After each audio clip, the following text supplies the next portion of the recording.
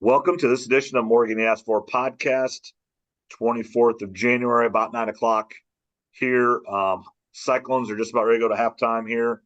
Up 41-29 on the Kansas State Wildcats.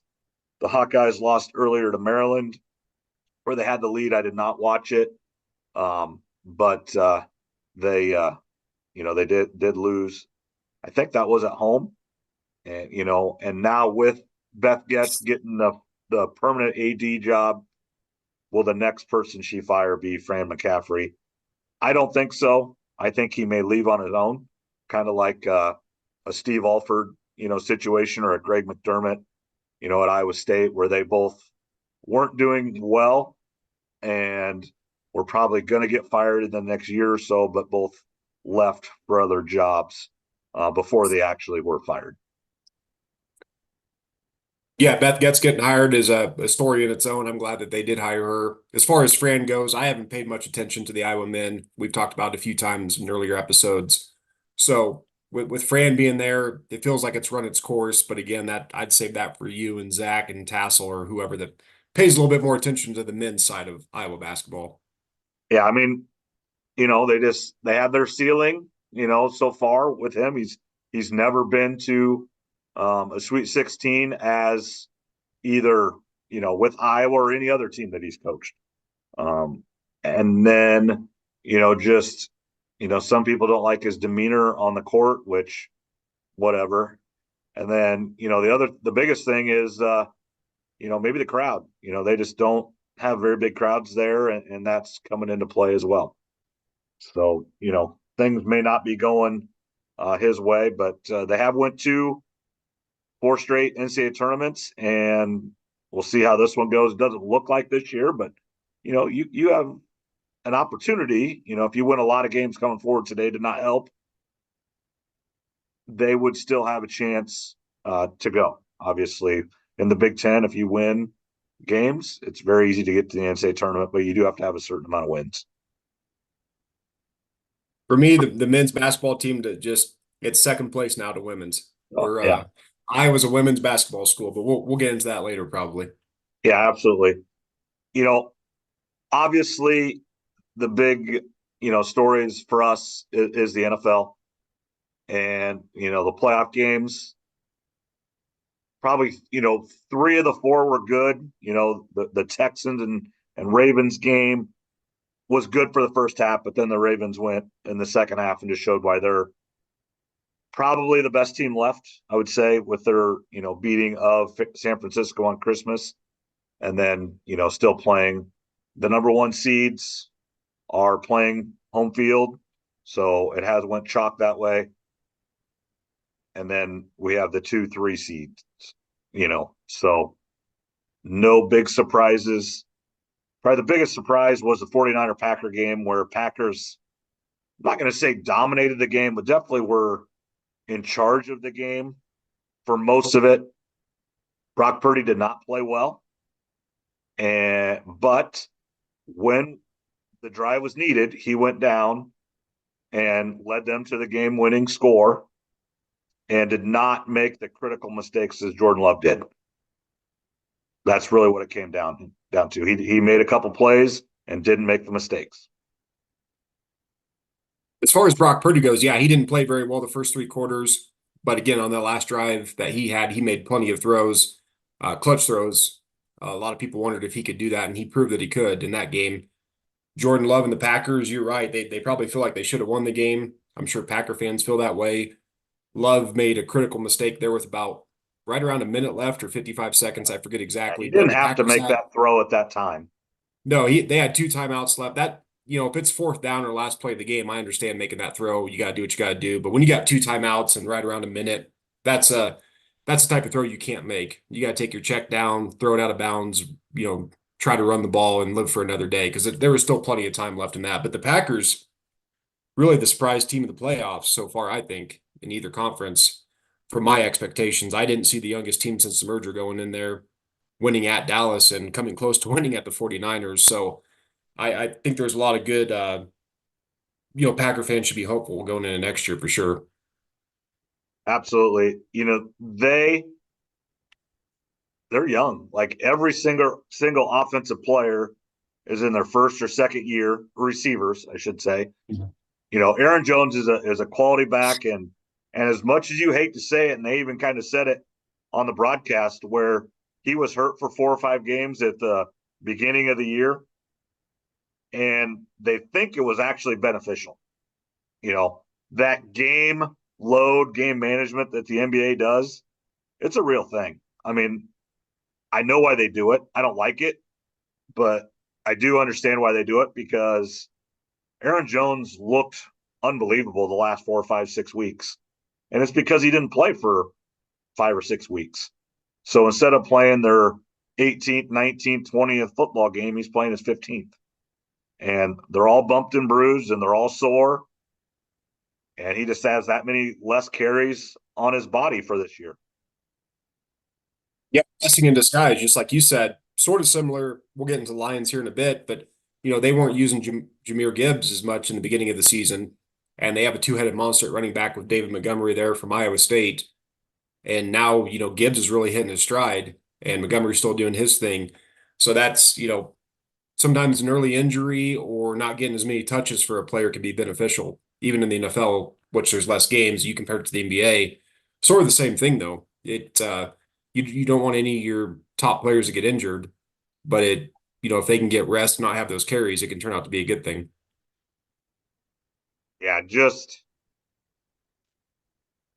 Injuries are not, if they're not serious and they're going to be back and there's not big carryover with it, they're not all bad.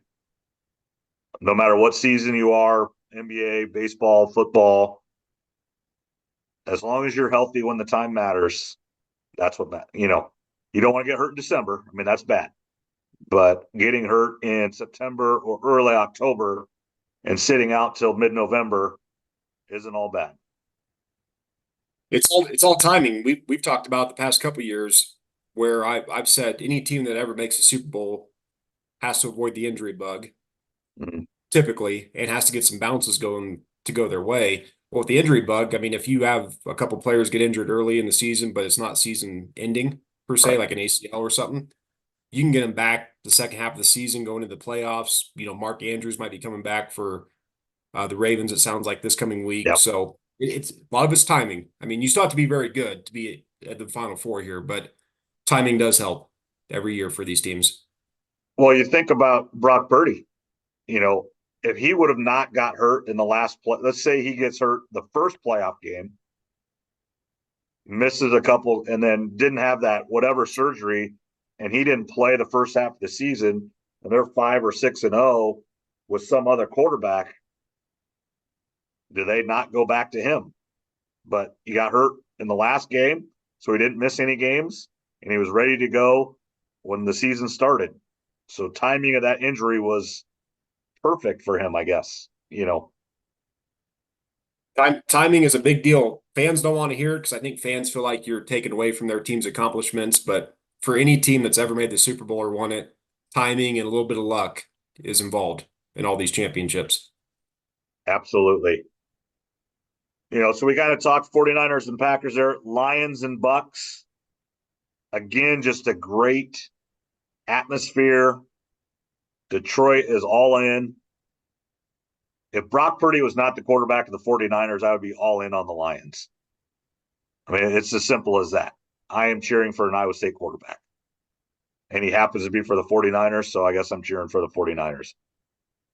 But it is nice to see that, okay, say Brock doesn't go, David Montgomery gets to go. And that's what is different this year and the last couple of years of Iowa State football in the NFL compared to any other year. We actually have players. Anthony Johnson was with the Packers. Charlie Kolar is with the Ravens. So, I mean, there were players that you see on the screen and they make plays. Montgomery and Purdy are as vital to each of their team as anybody. And, they get the ball in their hands. That's a little bit of difference. The Iowa players are great players, but Laporta and Kittle are, big time players and get the ball in their hands. But the Iowa linebackers are there, and then they're linemen. like Tristan Wirfs were playing for the Bucks, and But the this, Ravens. yeah, the center Linderbaum for, you know, they're talked about, but linemen are always just kind of in the shadows a little bit. But Iowa, over the course of the last 20 years, has had many, many linemen and then Iowa also has a few defensive players playing as well. Iowa State had AJ Klein. You could tell he was hurt, and that not playing all year caught up with him against the Bills there. Yeah, it makes it fun when you got Iowa State players playing in these big playoff games. You not being as big of an NFL fan makes it a little bit more enjoyable for you, Oh as you yeah, mentioned with Purdy and David Montgomery there. And for the Lions, yeah, I mean that was a tough win. A little bit it was a little bit closer than it probably should have been, but the Bucks were a scrappy team. Baker threw for basically 350 yards. Detroit only did allow 89 rushing yards. Really, the story of that game is not only did Detroit overcome their demon, so to speak, 2 weeks in a row in the playoffs, but the timeout there at the end. I'm sure you saw that yeah, Tampa had a timeout, and both teams acted like they didn't know that they had a timeout, which makes me wonder. The refs have had a bad year this year overall, if you want to call it that. yeah. And I just wonder, and of course, Tampa Bay's coach said afterwards, well, they were just going to kick the field goal. But I mean, that's a long field goal to kick anyway, if Detroit had to. Right, That's no gimme because he knows if he misses, the Bucks obviously can get the ball back with good field position and can go tie the game if they get the 2-point conversion after they score. So that was when I was watching that in real time, I saw the timeout down at the bottom of the screen, and then I saw Goff kind of hurrying a little bit to kneel the ball. And I had to double and triple guess myself. I'm like, what's going on here? This doesn't make sense. I was a little confused, but then we also have to remember what we see on the screen on TV is not exactly what they're seeing in the stadium, obviously. right. Did you think the officials said they didn't have any timeouts or something to them, or what? Well, sounds like they were given a timeout back, but I don't know if it was communicated to both teams because both teams acted like the Buccaneers did not have any timeouts left. If you're the Bucks, you got to use that timeout, don't you? I mean, Right. it's the playoffs. And then again with Detroit, they were hurrying to the line, kind of not hurrying, but they were rushing the kneel downs. And again, I was watching that in real time, like I was just confused. So that was a little bit of drama there, but good for the Lions to kind of overcome their demons in back-to-back weeks. Absolutely. And as a kid from the '90s and seeing Eminem there and doing the intros and everything, it's just Eminem is just the guy for people my age. If you listen to any kind of that music in high school and then on, he's older now, but then you think about the Super Bowl a couple of years ago where he was the main guy but he let everybody else do it, and he was only on there for the last minute or so of it. And so it's just he's an icon, he's an idol to a lot of people, and he is from Detroit, obviously done all this stuff, loves Detroit, been a Lions fan his whole life, and it's great to see those them get rewarded. And it also has been good. I can't remember if we talked about this on the podcast or I was talking to somebody else, but I think is Tirico from Detroit or does he just live in Detroit? They haven't talked about it a lot, but they keep hinting at it a little bit, and he's been able to call the last two games, and especially this last one where kickoff and how loud it was, and he just kind of said, we're going to shut up. We're just going to sit back and listen to this.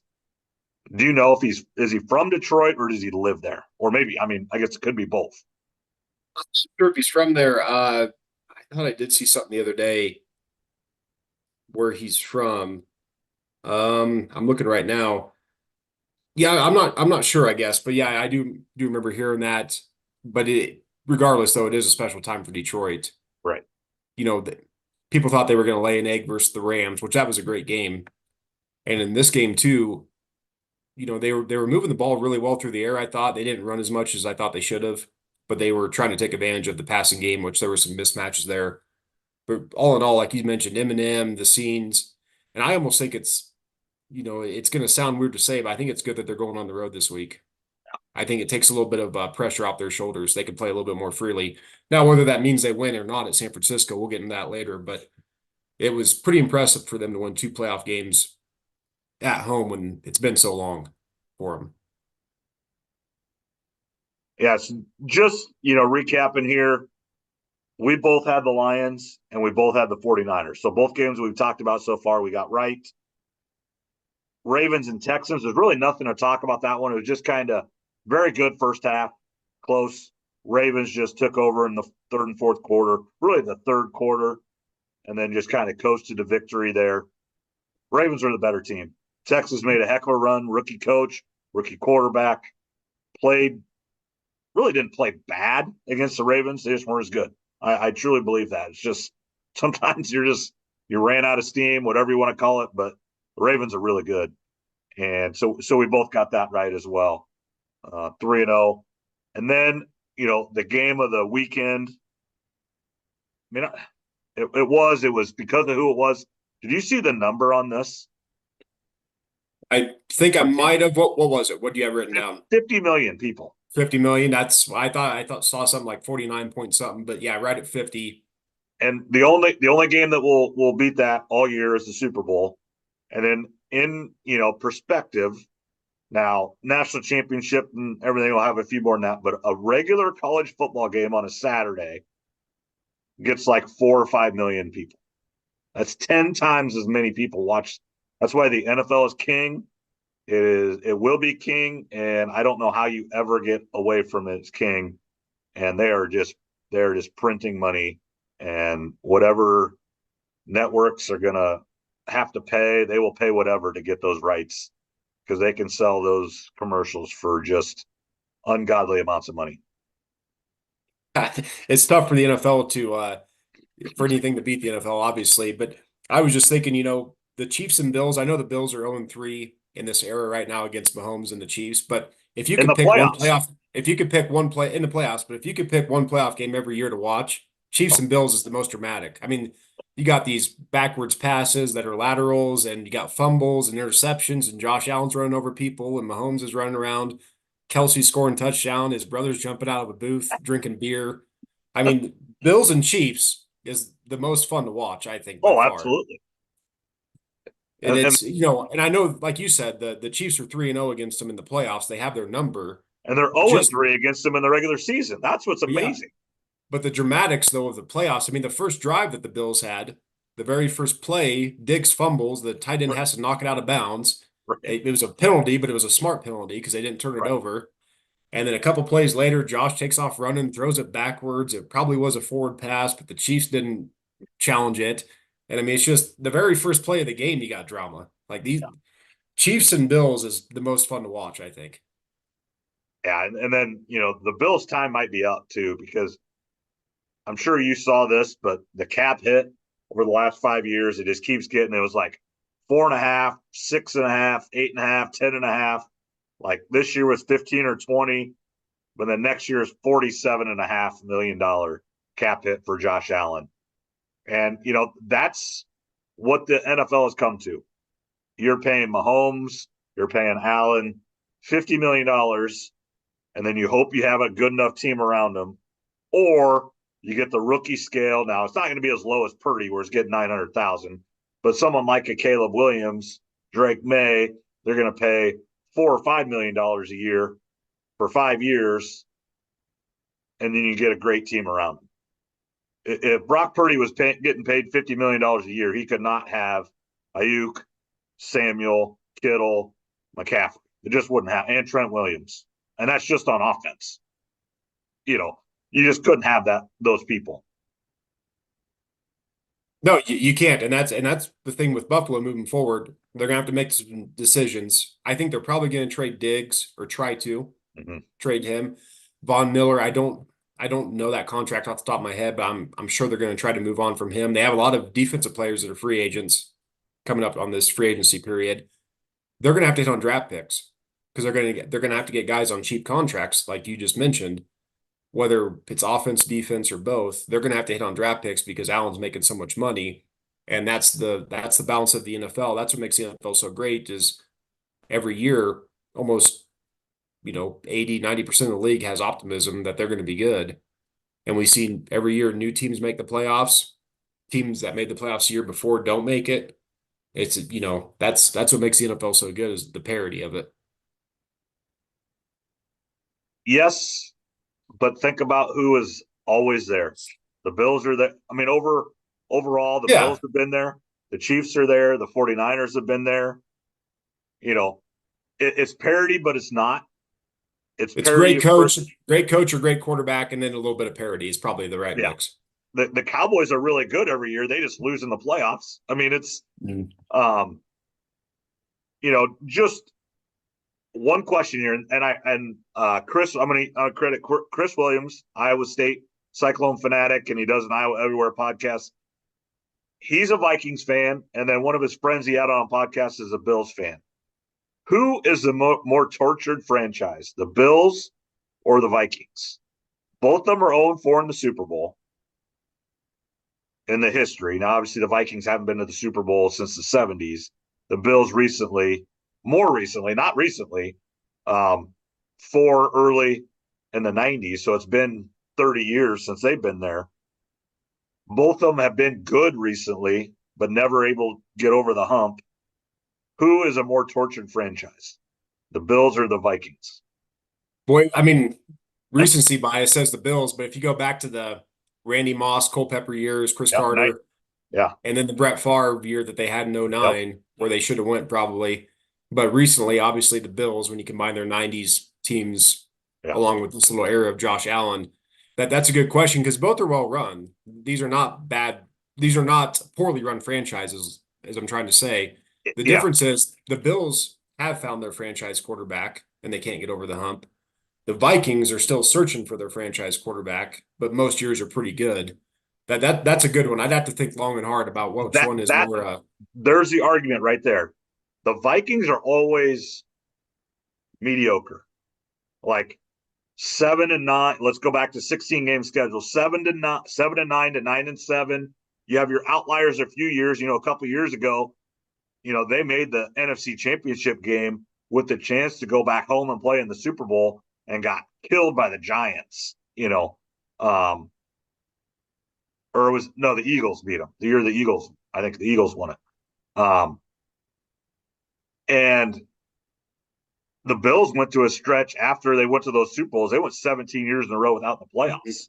So I mean, the Bills are better right now the last 4 years, but the Bills were awful for a little bit. Vikings are just always good enough, and they never get a top 5 draft pick. The Bills have had that. They, you know, I just it's a tough one. And then you go more franchise, the Browns and the Lions have never even been to the Super Bowl.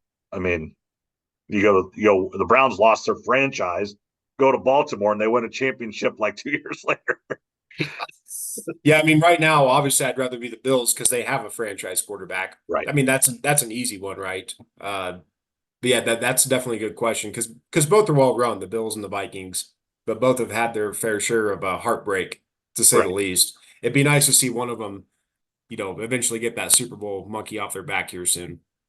And then a little bit is you throw in the Bears into that.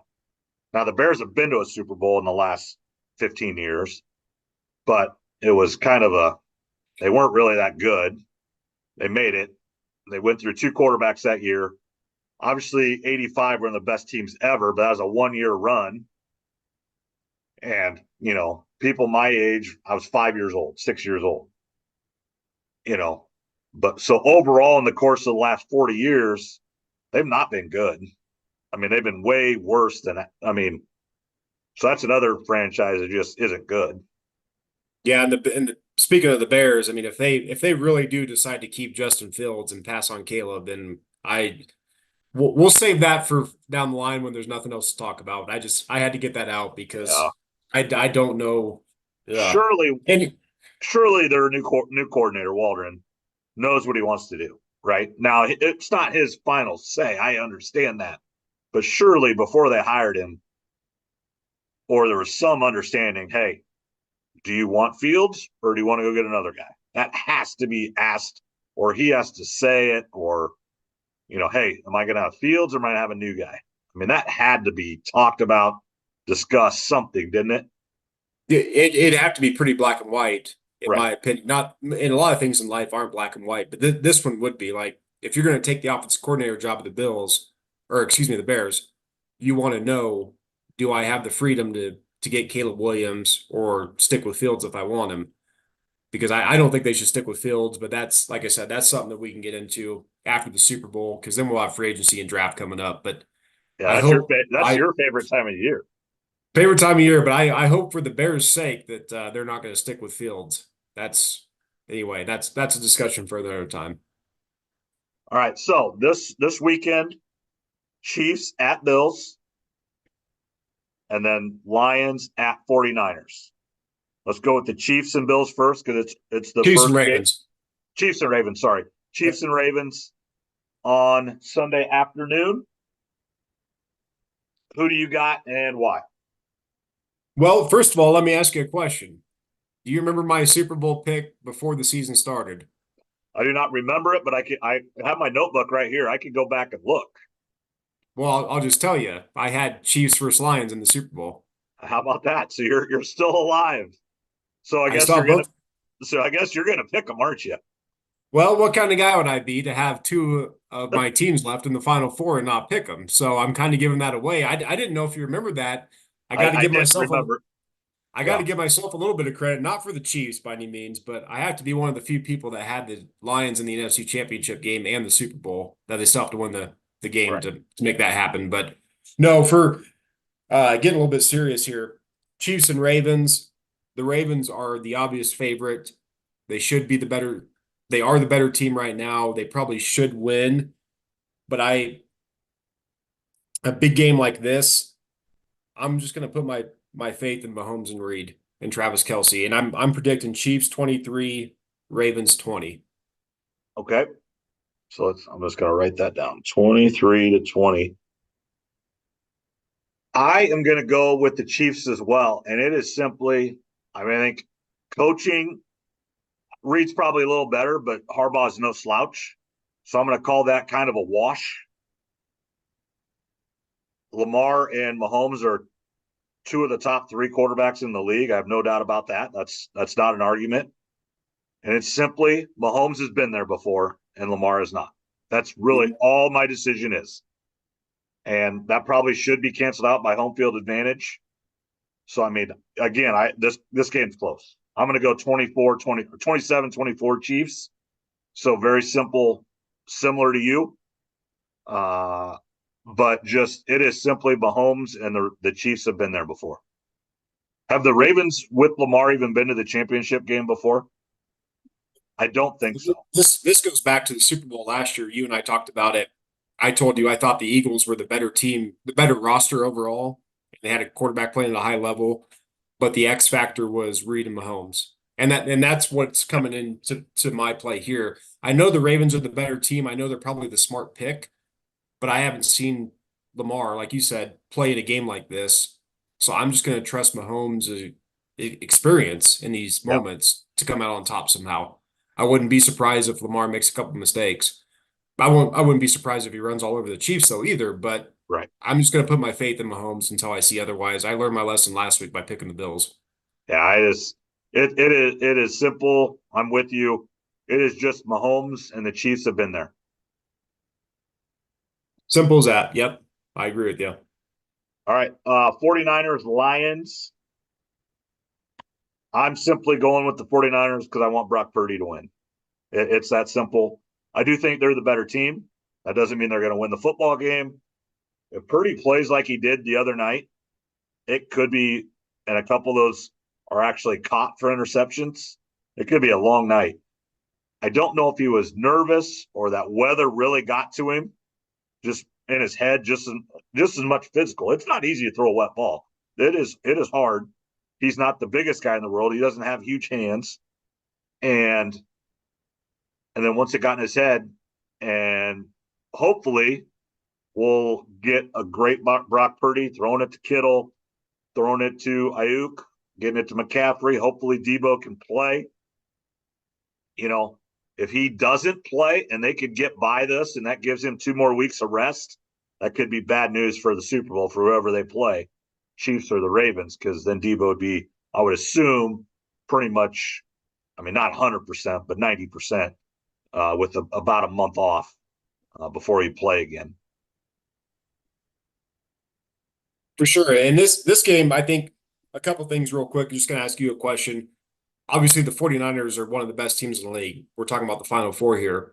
But are the 49ers maybe just a touch not quite as good as you and I originally thought after watching the Ravens and the Packers game? And this is getting nitpicky. They're obviously one of the best teams in the league.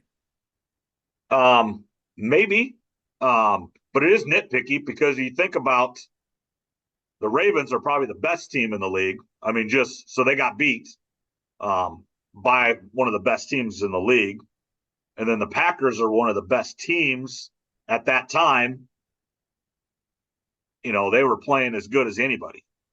So was it the other team being pretty good? Or were the 49ers taking a step back? That's the question. I'm going to say, as per usual, a little bit of both. They're playing really, really good teams, and they weren't playing up to maybe their standard or maybe not quite as good as they were playing earlier in the year. Yeah, that's probably where I'd land too. And then the same thing with the Lions. Everybody's calling it a great story, this and that. Again, I predicted them to be here before the season started. So I'm not surprised. I think the Lions are a little better than people are giving them credit for. It's more than just a feel-good story. I think really what this comes down to, if the Lions can pass protect and keep the pocket clean for Jared Goff overall, I think it's going to really be a ball game.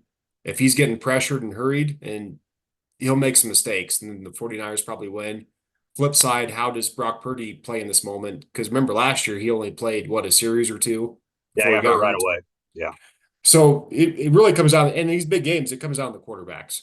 Yeah. We can talk about all this other stuff, the run game and defense, and those do matter, but it really matters what quarterbacks can really elevate the game. But I've got Lions 27, 49ers 23. 27, I 23. can't back off my preseason Super Bowl pick of Chiefs and Lions. I got to I'm stick gonna with go. it I'm now. gonna go 30-23 49ers. And you are 100% right on the protect. I thought the Packers did an absolutely perfect job against that 49er defense front against their front. I mean, Bosa wasn't a huge factor. He was. I'm not going to say he wasn't a factor, but it wasn't a huge factor. Armstead was back for his first game in 6 weeks, so I'm assuming that he would be a little better this week than last week. Just you cannot simulate playing football. I don't care how much you run. I don't care how much you lift. And obviously he was hurt, so he wasn't doing as much as he wanted to. But yeah, I think the 49ers will get more pressure on Goff than they did on Jordan Love. They might. I mean, they should probably be more motivated. Someone was talking about their defense hasn't quite played as good here lately. Remember, they lost DeMeco Ryans to the Texans. Right. That was their defense coordinator. So it's going to be. I mean, really, it comes down to quarterbacks, right? What quarterback plays better? If Goff's given a clean pocket, he's going to complete a lot of passes, I think. Purdy, if he can handle the situation, the Lions secondary is the weakness, right? Mm-hmm. We Yeah. we know that. So it's really going to come down to what quarterback makes the least mistakes, which is typically the case in most of these championship games. You can have a great roster and all this and that. The better quarterbacks typically win. Yep, absolutely. All right, we're gonna kind of end there. Again, thank you to those of you that have listened to us on Shetler Media. You know, kind of we're doing the first half of our episodes here. They do continue at Morgan You Asked For podcast at your favorite podcast player. So make sure, you listen to, the Apple, Google, Spotify, iHeart, Amazon, whichever one you like to listen to, turn us on, rate, like, subscribe.